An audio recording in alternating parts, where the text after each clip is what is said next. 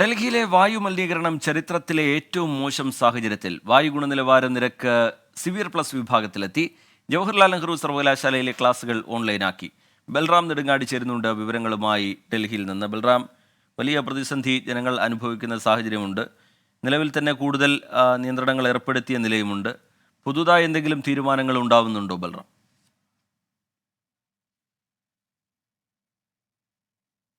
റിജിത്ത്, ഇന്നലെ രാവിലെ 8 മണി മുതലാണ് ഡൽഹിയിൽ ഈ മലിനീകരണം രൂക്ഷമായ പശ്ചാത്തലത്തിൽ GRAP ക്ലാസ് 4 ഏർപ്പെടുത്തുന്നത്. ഇതുമായി ബന്ധപ്പെട്ടുള്ള നിയന്ത്രണങ്ങൾ തന്നെയാണ് നിലവിൽ ഡൽഹിയിലുള്ളത്.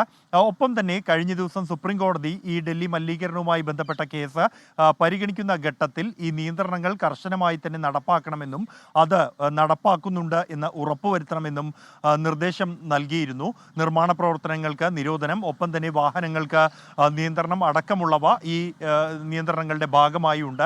ഇതുകൂടാതെ വാഹനങ്ങൾക്ക്, കാറുകൾക്ക് അടക്കമുള്ള സ്വകാര്യ വാഹനങ്ങൾക്ക് ഒറ്റ ഇരട്ട അക്കർ നമ്പർ വെച്ചുള്ള നിയന്ത്രണം ഉൾപ്പെടെ പരിഗണിക്കുന്നുണ്ട് എന്നാണ് ഡൽഹി സർക്കാർ അറിയിച്ചിരിക്കുന്നത്. അതേസമയം അന്തരീക്ഷ മലിനീകരണം ഇപ്പോഴും രൂക്ഷമായി തന്നെ തുടരുകയാണ്. ഇത് തുടർച്ചയായി 3-ാം ദിവസമാണ് സിവിയർ പ്ലസ് വിഭാഗത്തിൽ അന്തരീക്ഷ മലിനീകരണം തുടരുന്നത്. ഇന്ന് രാവിലെ 494 ഡൽഹിയിലെ വായു ഗുണനിലവാര നിരക്ക് എന്നുള്ളത്. പല കേന്ദ്രങ്ങളിലും ഇതിൻ്റെ മാപിനികളിലും 500-ന് മുകളിലാണ് രേഖപ്പെടുത്തിയത്.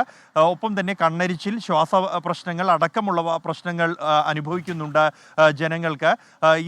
ഈ ഒരു നിയന്ത്രണങ്ങളുടെ പശ്ചാത്തലത്തിലാണ് ഡൽഹിയിലെ 10 മുതൽ +2 വരെയുള്ള വിദ്യാഭ്യാസവും പൂർണ്ണമായും ഓൺലൈൻ ആക്കിയിരിക്കുന്നു. കൂടാതെ ഡൽഹി സർവകലാശാലയും JNUവും പഠനം ഈ മാസം 23 വരെ ഓൺലൈനിലേക്ക് മാറ്റിയിരിക്കുകയാണ്.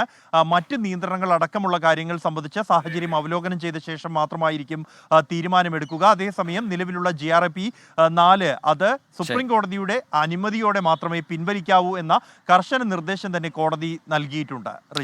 ശരി, ബൽറാം നെടുങ്ങാടി വിവരങ്ങൾ നൽകുകയായിരുന്നു ഡൽഹിയിൽ നിന്ന്.